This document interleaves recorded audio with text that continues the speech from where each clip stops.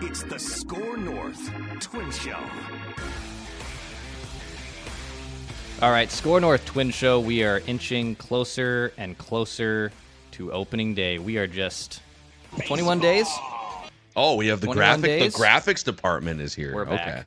We're back. I think actually this might be a little off-centered with the text. It's a little over to the left now that I'm looking at this. It is slightly, it's not center aligned there. No. I copied the magic number one, which I guess we can start doing, after game one when they win. We can just start doing a magic countdown of 160 or something. Can we do it now? Can we do it for spring training? You could. Magic number to win the grapefruit. The Grapefruit League standings do still exist, right? We could. Yeah, they still exist. A Barrett that Phil once saw with no pants on. That was the immediate. That was 3 iterations of TCs ago, though, right? It's still the TC though. It was wildly uncomfortable, but it's still the same thing. Like that's always my first thought. Phil has seen this bear without his pants on. Lesson learned as a young beat writer back in the early days of Target Field. Don't open doors. Don't open a door unless you're ready to see what's on the other side. Was it the door that was like kind of by the photo well down on the visiting side dugout? Yes. So you go into the visitor's dugout and you go like behind the dugout basically. Yep. And there's kind of a corridor. That's his little space. I've been there too. Yeah. Oh yeah. Yeah. It's definitely his space. Definitely his space. Yeah. Bear cave. No more TC Bear pants on, pants off. Let's talk about the pants on the mound. Let's talk about the Twins starting rotation here. We've talked a lot about opening day lineups. We've given some position battles here and there. I have some injury updates too from spring training thus far. But we haven't really talked much about the pitching here at spring training and just starting the season here in 3 weeks. And I kind of have a question for you guys. Is this the best Twins pitching staff that they have had under the Falvey regime? And I think it's easy to go back to 2 years ago when they snapped their playoff streak. Yes, Sonny Gray was the runner-up to Cy Young. Pablo actually got votes and was the one who started the game on the mound to help them get their first playoff win in 20-plus years. When I look at this staff, I start with Pablo, Joe Ryan, Bailey Ober. I think Chris Paddock and Simeon Woods Richardson will round it off for opening day. And then I'll get into the depth pieces too. But when you kind of look at this from a 30,000-foot view, and maybe we just have our classic spring training beer goggles on where, it's spring and you're getting excited for baseball. Man, when I look at some of the playoff rotations they had to throw out there, and it's a big assumption to assume that this rotation will make it all the way to October. But when you look at other Twins starting rotations, is this one of the better ones they have had in years just from a depth perspective? Yes. I think the most important thing there is depth. So is this the best rotation as far as talent 1 through 5? Probably not, because to your point, Declan, the Lopez Gray one was probably like top end the best. But I would say that, and you bring up a great point, you got to get to the finish line. But if you do going in, I think this is the deepest rotation in terms of quality depth 1 through 5 that they've had, in part because they've started to now more so develop their guys. Like you got guys that now basically were forced to, but they got extremely valuable experience, and we sort of could make some decisions a little bit about guys a year ago due to injuries. So the answer to your question, if you're asking, is this like the best top end? I would say probably not. Is this the best that they've had as far as opening day? Here's the rotation. I would say yes. I have a nuanced opinion on this, because the fact that Chris Paddock is still part of the 5-man rotation automatically means that it, like, you have a guy in your rotation, and I feel like I'm picking on him, but it's the Twins' fault because they keep trying to make Chris Paddock a thing as a starting pitcher. He's not durable enough. He hasn't had anywhere near an above average season for a starting pitcher since 2019. That was 6 years ago at this point. And by the way, the biggest, most pitcher-friendly ballpark in the entire league, San Diego. And so, I know that they acquired him hoping that he would be one of their, maybe their number 3 starter for years to come. But this is going into year 4 of the experiment. Analytically, Chris Paddock, over the last 5 seasons, has been worth 0.1 wins above replacement, which means you could literally put in, the David Festas of the world and any sort of quad A level pitcher. And that doesn't even count the fact that he's not really physically able to throw more than a few dozen innings a season. So the Chris Paddock thing is a big hang-up for me. But on the positive side, if you can eliminate him from the rotation, here's the thing, if everyone performs at their peak, like let's say the other four guys that are locks in this rotation, Pablo Lopez showed you his peak 2 years ago in 2023 when he finished 7th in Cy Young voting. He was one of the top 10 to 12 starting pitchers in the entire league just 2 years ago. Bad first half last year, but then he showed you for a long stretch there, like kind of, I guess, June, July, August. Joe Ryan, last year before he went down with the injury, had he was ranked 21st in Major League Baseball in ballpark adjusted ERA among all starters. So you could say he was like a fringe top 20 starting pitcher in the entire league before. Now durability is a question for him, so I'll give you that. Bailey Ober was worth 3 wins above replacement last year as a rock solid starter. That's top 30 among qualified starting pitchers. He was 5th in walks and hits per inning. And then Simeon Woods Richardson. So the issue with him is just innings load. He has not pitched. I think going into last year, his career high was like 112 or 113 innings. So he started fading in mid-August once, basically right when he hit his career high in innings, he started to fade, and then they had to kind of scale him back, and he was more of a 4 innings guy. But before he hit that innings mark, he was top 30 in ERA among all qualified starting pitchers. So you could say with the other 4 guys, they have 4 pitchers who are in the top 30 to 40-ish among all starting pitchers in baseball, assuming Simeon Woods Richardson can just kind of carry the growth into a bigger innings load in 2025. Mm-hmm. Yeah, and look, I think guys like Festa and Zebby Matthews will eventually get some run here, and I'll get to that depth in AAA, because as much as we have banged on the table, where is this pitching pipeline? You're going to see 4 very good starting pitchers that are in St. Paul to start the year, like very good Major League ready caliber pitchers that are 1 call away, which is really exciting. But on Bailey Ober, I was doing some digging on this too, because I feel like he's the forgotten person in this rotation, because we talk about Pablo being the staff ace. Joe Ryan has put together basically 2 half seasons of very elite pitching, but has had injuries that have derailed them. Over the last 3 years, Bailey Ober has a better ERA, a better whip, a better walks per 9 than Pablo and Joe. And I feel like it's completely forgotten about. He is literally one of the most effective starting pitchers. He almost has a sub-1 whip over the last 3 seasons. Yeah, it's crazy. And no one talks about it because he's just like this big dude who is the 3rd guy in the rotation. But at the end of the day, he has been probably their most consistent. You know exactly what you're going to get out of starter. He had to start that playoff game. He got thrown in the minors before that happened. And he has kind of delivered, I think, above expectations, and he deserves a lot more credit, I think, than what he deserves. Yeah, that's amazing. Yeah, he is sneaky. Yeah, go ahead, Judd. So Phil, take Paddock out, because like I assume he's going to be. The Twins should take Paddock out. I think he's gonna be traded at some point, or just break down. In which case his career might be done. But take Paddock out now and tell me what you think, because I agree. Like if I was to hyper focus on Paddock, I'm with you. It's like, what's the point? But if he comes out, what I like is they have started to, or are now developing guys that in 2024 we got a look-see at.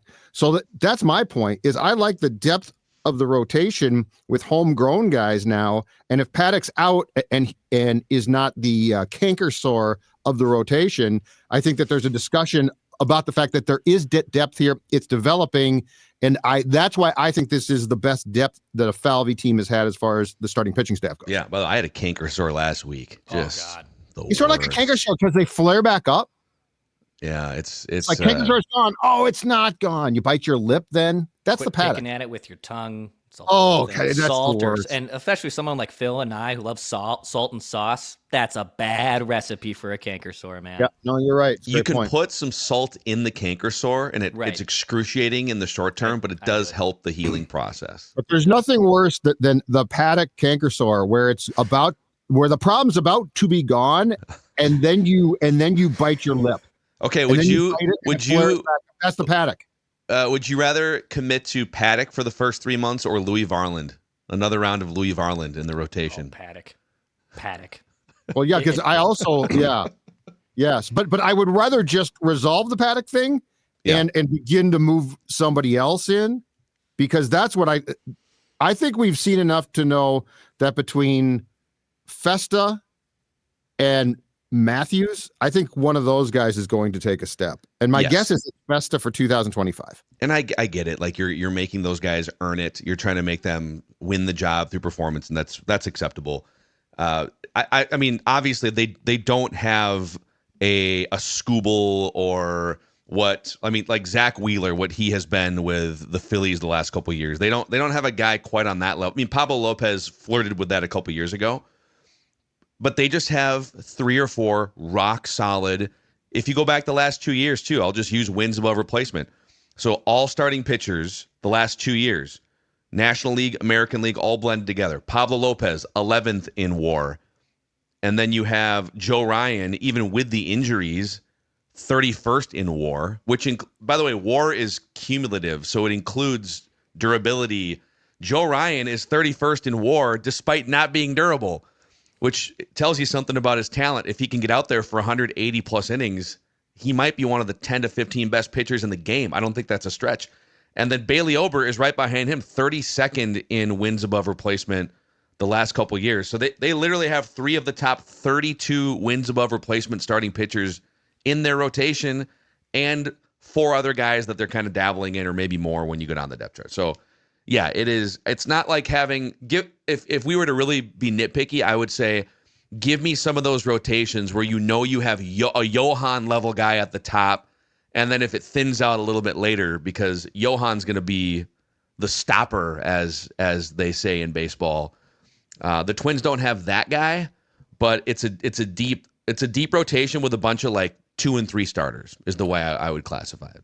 Yeah, and with Pablo, look, he struggled. He had an ugly first half last year. He carried a 5.5 ERA into mid-June. Now the peripherals said there was a better pitcher in there. There was a lot of bad luck. And from like mid-June on, he had a sub-3 ERA. He looked more like Pablo that we know. But I also think they can't really afford another roller coaster Pablo year. Pablo is this team's ace. Without a doubt, he's this team's ace. Off the field, certainly on it. And the thing that really hurt him last year was his sweeper getting absolutely crushed, which was a wipeout pitch for him in 2023. So adjustments that have to be made. I'll be curious to see how that kind of happens for him. But if Joe Ryan puts everything together when he doesn't get hurt, and then the combination of Simeon and Festa, and if Zebby gets up here, I guess we can probably transition into the AAA depth that's really intriguing here, because I think it's something that's worth talking about from the fans that have wanted Falvey to kind of develop a pitching pipeline. And we've seen it now with Ober. They've acquired guys like Joe Ryan and Pablo Lopez. It's not like this team has been completely starting pitching deprived. Now you can make the case that I'd like to see more, Cleveland homegrown starting pitchers and developing your own. Finding starting pitching is hard, and teams giving up good quality pitchers is even harder. So the fact that they've been able to find guys via acquisition, I think, is huge. But now you are starting to see some of these guys come up to AAA. I would bet these are 4 guys that are locked for the starting rotation in St. Paul. David Festa, Zebby Matthews, who we both got glimpses of last year. Festa having probably the better true swing and miss stuff, but can he put a full pitch mix together, and can he not run up the pitch count enough where he can go into the 6th or 7th inning? I think that's something that he has to work on. Zebby has upped his velocity significantly in spring training. But he also was pitching in high A to start last year and was only up here strictly out of necessity. The other 2 guys who you probably haven't heard of, Andrew Morris is the Twins' 9th best prospect. In 45 minor league starts, this guy has a 2.56 ERA. Unreal command, has surrendered just 10 home runs in his minor league career. He's someone that will be really exciting to watch, and again, I think will probably make his debut. And probably the most fun, I need to go see this next guy pitch in St. Paul this year. And if Twins fans have the opportunity, go look at the schedule, see if he's on. Corey Lewis. This is the knuckleballer. This is the guy who throws the hardest knuckleball that apparently has ever been recorded on StatCast. This guy is throwing an 87-mile-an-hour knuckleball. That's wild. I don't know how that's possible. He doesn't have a big fastball, which is why he relies on a knuckleball or a classic knuckleball situation. But 210 strikeouts in 180 minor league career innings. His name came up in trade deadline talks last year when the Twins were sniffing around. Other teams were very much interested in Corey Lewis and Andrew Morris. So these were depth guys that the Twins were reluctant to give up on.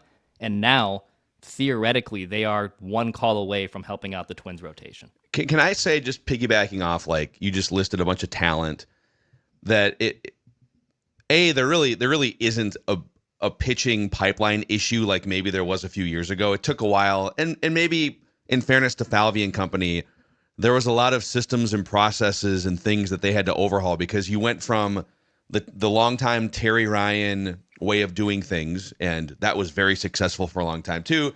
And he's implementing just a lot. I mean, literally like cameras in places that didn't exist, and technology and people. They bulked up the staff, analytics, everything. And so, yeah, it's going to take a few years. If you look last year, though, you think, oh, how good is the Twins pitching? If you could parse apart the pitching and the talent and like what the pitching is responsible for versus the fielding and the defense, because those things play off each other, but fielding very much impacts. Oftentimes you look at players and say, oh, that pitcher had a 3.5 ERA. Look how good he is. Well, did he have... Yeah, maybe it's because Byron Buxton in his prime 5 years ago was tracking down fly balls. Last year, this is crazy to me. The Twins, as a run prevention unit, so if you include fielding and you include pitching all in one, the Twins were bottom half of the league in earned run average. So the league average ERA in baseball was 4.07 last year. The Twins were like 20th in ERA at 4.26. If you strip out, and it's not a perfect science, but there is a statistic called fielding independent pitching, FIP, which is becoming a little more mainstream. But it's essentially measuring a pitcher's effectiveness at what he can control. So strikeouts, walks, hit by pitch, a home run allowed would be on the pitcher because it's not a ball in play that your fielders can make a play on. And they convert it mathematically into an ERA-like number. The Twins, so they were 20th in ERA, but the Twins were 7th in baseball in FIP, which tells you that the pitchers were collectively, starters and relievers, were top 7 or 8 in the game. And it was the fielding that held the run prevention back more than anything, whether it was, just like Royce Lewis with his throwing errors at their base or slow-footed corner outfielders here and there. Willie Castro is not particularly great at any defensive position, et cetera, et cetera. So if the measures they're taking, if like more Harrison Bader in the corner, or like Brooks Lee is a sure-handed fielder, more Carlos Correa if they fix the foot issues, if they can make their fielding better, you might with the depth in the bullpen, you might be looking at a top 5 run prevention team in baseball. But it depends more on the fielding to me. Well, yeah, and I think the bullpen will go into the season top 10, right, Dex? Like the bullpen's good. Yeah. Like the bullpen looks good. Bullpens are weird because like there have been times where we assume, oh, the bullpen is going to be lights out and they're not good. And then conversely, the exact opposite. But yeah, Phil, and look, it would be really interesting if you could put the entire stew of the 2024 Twins together and say, what did the various intangibles that they didn't do well cost them? Fielding. And the problem too was this: Buxton having him back in center was great, but when he couldn't play there, you took a huge because you didn't have someone to replace him or even come close. Bader will. To go to something that we've talked about the last couple of shows, the base running issues. How much did those, like if you could go through all of the things that the 2024 Twins didn't do well that aren't like splash things, but they're incredibly important. I mean, this team, no question, cost itself games. And when you look at what Carlos Correa can do when healthy at shortstop, right? He's incredible. Like he's one of the best I've seen. It's phenomenal. He missed a long period of time. He came back, but he's not the same at that point in time. So I'm with you. I think that there is a ton of things that if they clean them up are going to lead to wins here. And it's not like the front facing the pitching sucks. The pitching does not suck. It's the what don't you do well, the small things that eventually at the end of the day cost you wins consistently because you don't iron them out. So just to that point, we've illustrated this with base running and some other things. Yeah. Let's take Cleveland again. Just team defense, defensive runs saved across your every position, right? man, Cleveland, just a bunch of random dudes. Just like, how the hell are they doing this? According to Fangraphs, and I'll start with this. Cleveland as a team ERA, they were third in baseball with a 3.61 team ERA. They had a team ERA more than a half run better because the Twins were at 4.26. So and then in terms of like sheer runs allowed, so Cleveland allowed 621 runs, which was about 115 fewer runs than the Twins allowed. She said, wow, Cleveland's pitching. Holy cow. And maybe some of it is like weaker contact. We could dig into the specifics. But okay, Cleveland allowed like 115 fewer runs than the Twins did last year. How is that possible? Defensive runs saved. Cleveland, 89 above average. Twins, 20 below average. There's your 100. What? There. That's the gap. Like the gap was literally fielding. And your pitchers can play into that too if you can get a guy to roll over more often or weak contact or a pop-up that's not a towering fly ball. I'm not saying it's not at all pitching, but that's it, man. It's margins with this team to allow that pitching talent to flourish. If I was to talk to Rocco about philosophical things that he likes, okay? The one thing, and it's become a trend in baseball, and I understand the value, but I also think to what we're talking about right now, it actually becomes a problem. Let's talk about versatility. Willie Castro can play anywhere. It's incredible. I can come in on Monday and he can play center. Tuesday, he's at short. Wednesday, at second base. Okay, that's great. Like, that is great. That makes your life simple. But how well does he play there? Like, when we're talking about the real versatile players who are the answer at every position, that's a big ask. And the fact is, when you, in my opinion, just from watching, when you ask Castro to play center, you were decreasing your chances to win based off what we just talked about. So yes, it's a great luxury, and it means that if Buxton can't play, at least in May of last year, the Castro could. But what did that cost you? At what price? And it feels like there was a come to Jesus there, because it feels like Castro will not be in center or at short now. Two places he shouldn't be. Yeah. I will say this, boys, though, Dex, the one place I don't know if I'm worried, but I definitely have an eye on going into this year is first base. I want to see Ty France there. I want to see him play. Like, I want him to prove that broken foot was the problem. Because again, if you're going to try to say, well, he's good enough there, Carlos Santana, for his ups and downs, got off to a terrible start, and if I'm correct on this, did not end well. But the dude was a Gold Glove first baseman. He gave you an intangible there that was absolutely huge. So, like, the versatility thing, yeah, it's fun. Oh, man, this guy can play a ton of places. But, okay, that's fine. My question is, how well is he playing there when he's plugged in?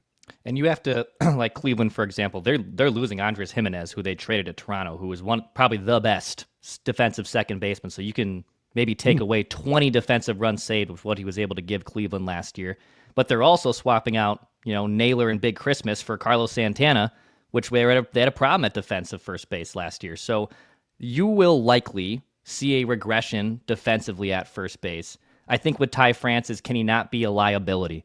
Can he be a serviceable first baseman? And can you up that defense in other areas like the corners, having a good supplemental option behind Buxton? Because you're not going to get the production you had most likely from Carlos Santana out of Ty France last year defensively. But can he hold up? Can other positions hold things up? That's kind of what you want to see from the fielding side. I think, according to Fangraphs, the two positions defensively that the Twins lost the most ground to the rest of the league at were second base and left field. And it feels like they're on a better track now, because Bader is going to play some left, right? So you got a center fielder playing some left, and that's good. You got an athlete out there. And then second base, you have options at least. You've got, all right, Julian's been working on it for a couple of years, and maybe Brooks Lee coming in, or does Royce shift over there at some point? So you've got options to play with at second base at least. Hit the like button and subscribe button here on the SKOR North Twins Show YouTube channel. We're almost to 4,500 subs, so thank you so much. I think we just launched. I did an extra innings earlier this week. We just passed the 1-year anniversary of launching this YouTube channel. So thank you to everyone who has subscribed over the last year. We're inching closer to 5,000. Let's get to 5,000 here soon enough. Couple injury updates before I give you guys a random Twin of the Week. Justin Topa, who appeared in 2 games last year with the Twins. He was supposed to be maybe the major league most ready piece, and I mean, he was a very good reliever for Seattle in the Jorge Polanco trade. Left yesterday with a shoulder issue. I believe we'll have kind of results by likely later today on the severity of that issue, but for a guy who was looking to put an up and down season last year of terms of starts and stops and build-ups and whatnot, not what you want to see. This bullpen's still probably likely fine without Justin Topa, but just another black eye on this Jorge Polanco trade for both teams, by the way. It hasn't really worked out for either team. Between Paddock and Topa, honest to God, like you're not just getting guys who turn out to be hurt, but they are chronically hurt, right? And Baldelli said things like, it doesn't appear to be serious. We won't jump to conclusions. Well, I got bad news for you. It's going to turn out to be something, and it's not going to be good. And Dr. Judd's got your... Well, but I mean, I love this stuff because I'm with Dex. First of all, this is not a death knell, but it is incredible. Like Paddock and Topa, you've got you've gotten 2 guys that cannot stay healthy. Like, this is remarkable. I think, in fairness, this trade was never specifically about Justin Topa as the centerpiece. He would have been a nice piece to the bullpen. He was really good for the Mariners a couple years ago. I think that it's more about Gabriel Gonzalez, the top prospect that was thrown in, who's 21 years old, and watching his development. And he took a step back. His OPS his last year in the Seattle system, which was mostly between the 2 A-ball levels, was about 840. And last year with the Twins, mostly in high A at Cedar Rapids, it dropped 135 points as he climbed up to a little bit more to the next level. So, but like if he pans out and he becomes a guy that you can spin off in a trade somewhere, or becomes a guy that you can use as a regular player, then it's probably, he's only 20 or 21 years old, but he was the centerpiece of the Polanco trade. Topa was the most major league ready player. So I wouldn't call that trade a complete failure until we know what the future of Gabriel Gonzalez is, who came in. I don't know. He's definitely fallen down the prospect rankings. He fell down the prospect. He's the 18th best organizational prospect now. Yeah. I just don't understand how you can be hurt this much. Like the damaged goods. It's like you buy the day-old bread and it poisons you. It's like, okay, I thought it would just be sort of gummy or something. I didn't realize it was going to poison me. That's the only. I'm just. It's less of a criticism of like, hey, pitchers get hurt. It's like the Topa. Okay, whatever. Pitchers get hurt. It's the frequency of which it happens to the Twins, where they acquire someone, a pitcher mostly, who has either something that was wrong beforehand that they ignored, or I don't know, didn't do enough due diligence on. It is crazy how often it seems to happen during this particular regime's overseeing of the franchise. Mm-hmm. Couple other notes: Matt Canarino, who this organization has just been talking up for years behind the scenes, left a spring training game, or left another spring training situation with a shoulder strain. He has not thrown an inning since 2022 in the minors at all. He's been rehabbing an injury, but they've loved what he's been able to bring when he has shown things in spring training. Once again, shut down, and at this point, probably stop. We can stop the hype train with Matt. I'm sure he is a great guy. I've heard great things about him behind the scenes, but he hasn't thrown an inning in 3 years. So yeah, it's tough, ugly, man. He's been. I feel like I used to hear about him when I was on the beat 15 years ago, when he was 9 years old. He was a second-round pick in 2019, and hasn't thrown. The hype train has gone off the bridge. It like just went off the bridge, and it's now spiraling downward right into the lake or whatever the hell it is, river. And then Walker Jenkins dealing with a mild ankle sprain. He did that jumping for a ball. He missed the first 2 months of last season with the hamstring. This just could be minor. It's a high ankle sprain, but it's the number 1 prospect on your organization, at 3rd best prospect in baseball. You hope to think that this is not something that derails his season either. Just stay healthy. Everyone, please stay healthy. I will say, relative to their opening day roster, things have gone according to plan. They have, there's been injuries that have popped up already with other teams.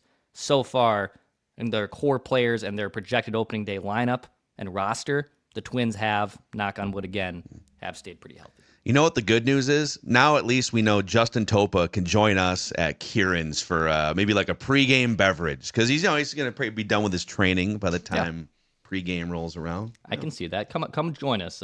Come join us here, Justin. Absolutely. You can stand up. You can sit down. Doesn't matter. You can start and stop. They have great game day specials. They have great pub food. They have a lot of great stuff at Kieran's, and it's just steps away from Target Field and Target Center to in downtown Minneapolis. So if you're looking for a good pre or post game hang after Twins games this season, the opening day against the Astros here in about a month, go stop in at Kieran's before or after every Twins game.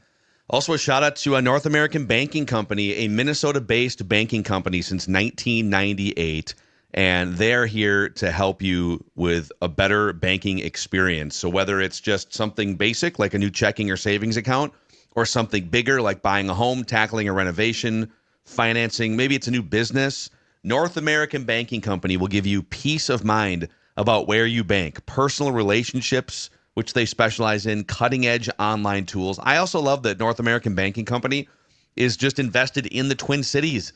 It's not your big national sit on hold for 5 hours when you're looking to talk to a human being bank. They've been delivering a better banking experience in the Twin Cities specifically for over 25 years, and it shows. So here's what you can do. Go to nabankco.com/Mackey to learn more. nabankco.com/Mackey. Visit one of their 6 Twin Cities locations. Member FDIC, equal housing lender. Baseball. All right, let's get you with a random twin before we wrap us up here on the SKOR North Twins Show. Some of the last random twins. Carl Pavano, which I am very upset about missing out. Judd's on a heater, by the way. Carl Pavano, Brian Dozier, Terry Mulholland, Shane Mack are some of the last random twins we have done in this edition. Some of the first ones we did, let's see, were Anthony Swarzak, Mike Redman, Matt Lawton. So if you're wondering, where have those guys been? We have done them. We have done them. And Swarzak was the first one. I got it. I remember it well. My guy, old Swarzy, former second-round pick. Yeah. Oh, He he was carved right. out a nice little career. I think little- 7 shutout innings in his major league debut. He had Wow. a great major league debut, and then turned himself to a nice reliever. Part of the fun bunch there for a while. His career kind of sputtered there, but then he figured it out as a reliever. What was their go-to spot, Phil? I don't know. I didn't go out with them. No, I know, but like the Wolves used to go across the street to what was the club? Bellanote. Bellanote, yeah. I can say I saw a lot of those guys in Uptown at Uptown Tavern a lot between 2014 and 2016 when Dex Tweets was 21-22. So Solid choice. Yeah. Solid choice right there. I like that. Yep. Not too ritzy. There's Brian Dozier at the patio bar buying a $9 Coors Light. There he is. Okay. Such a Coors Light guy. This random twin was a second overall pick in his draft. Wow. Yeah, second overall pick. It's not a guy that was drafted by the Twins. I can feel it. Okay. He was a World Series winner.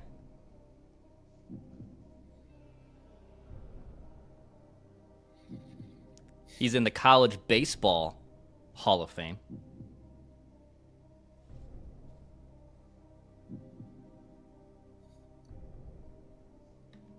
And he played in 3 decades. Okay.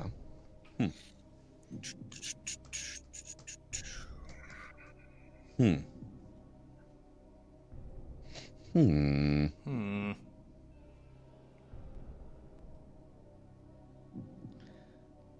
would he be? No way, man. I've got some. There's some things going through my head right now, boys. I'm going to tell you that right now. Okay.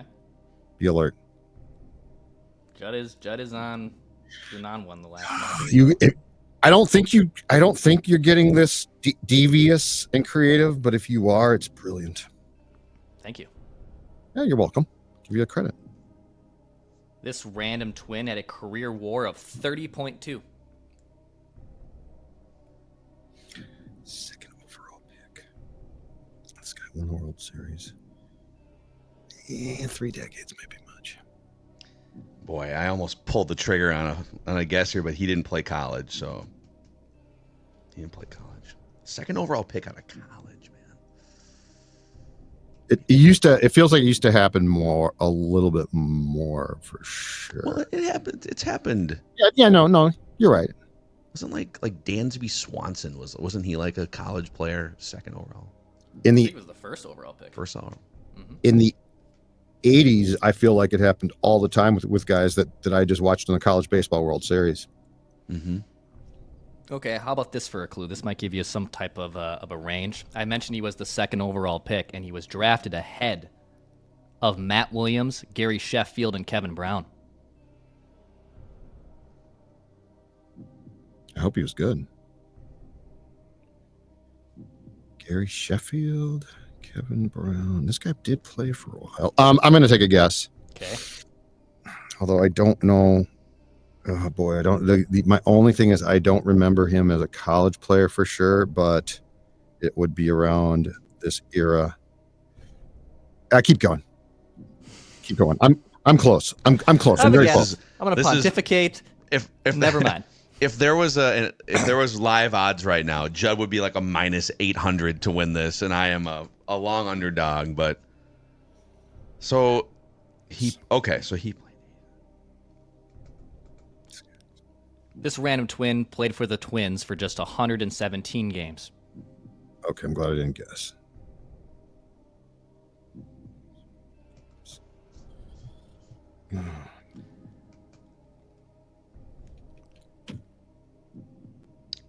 Man. Oh, man. He probably... No, keep going. According to Wikipedia, when he signed with Minnesota, he reinvented himself. His career was kind of off track.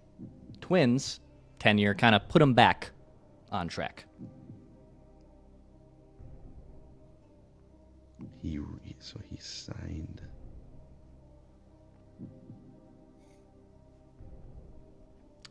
I will say, in those 117 games, I mentioned the career WAR. In the 117 games with the Twins, though, he had a 4.7 WAR. So a pretty decent WAR, not even 162 games. Yeah, that was good.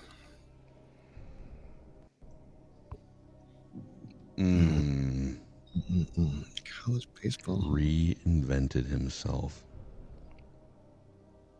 This random twin finished out 2 World Series games.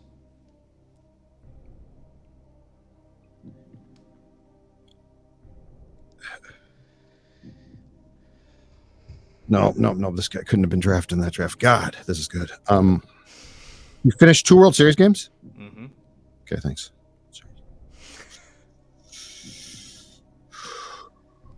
Wow, this is crazy. This is a Texas boy. High school in Texas. College in Texas. Works. Calls. Kenny games Rogers? For the University of Texas.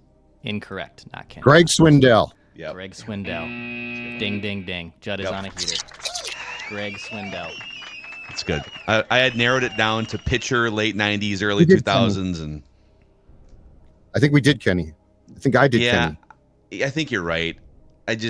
I think I used him. I think it was I threw Kenny out as like it was my turn. Oh, I think you're right. Yeah. No, I panicked. I thought I sensed you were close and I panicked. And that's 5 consecutive wins for Judd.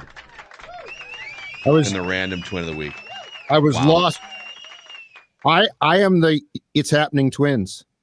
June, it looks hopeless. Then I start to get hot. Then the heater continues. That's good news for us because then you will be Fall awful for the next 2 months. No, just fall apart completely. Yeah. Judd has now tied Declan with 24 career wins in random twin of the week. I still have 26, but oof. Gotta fend both you guys off now. Greg Swindell, wasn't he a giant? I think he was a giant. He was a National League guy. Those World Series appearances came with the Diamondbacks at the end. So he had a really nice end to his career. He was kind of a really good setup man for the Diamondbacks team that won the World Series over the Yankees. He was a really solid starter and then kind of fell off with Houston and Cleveland and then came back as a reliever with the Twins and was really good. Yeah. And then went to Boston and then signed with Arizona where, he had a very nice What's end. So who drafted him? Let's see. Cleveland he was a second overall pick by Cleveland. Okay. And then was an all-star starter in 1989. He was actually before Cleveland got good in those mid 90s. He was on some of the transition Cleveland teams. Okay. And then in Houston, he kind of started to fall off a little bit. And then also a couple other clues where, so yeah, he still calls games. He's their main color commentator for Texas Longhorns baseball. Wow. Oh, wow. And he also has a lot of political tweets, according to his story. He's got takes. Okay. No, I mean, Greg's got takes. we all got takes. It just depends on, is it political? Is it sports? So good for him. Yeah. All right. Well, congrats to Judd. Congrats. Attaboy, Judley. Thank you, gentlemen. Thank you very much. Hit the like button, subscribe button here on the SKOR North Twins Show. 3 weeks away from opening day. We're getting closer and closer. Appreciate you guys. We'll be back soon.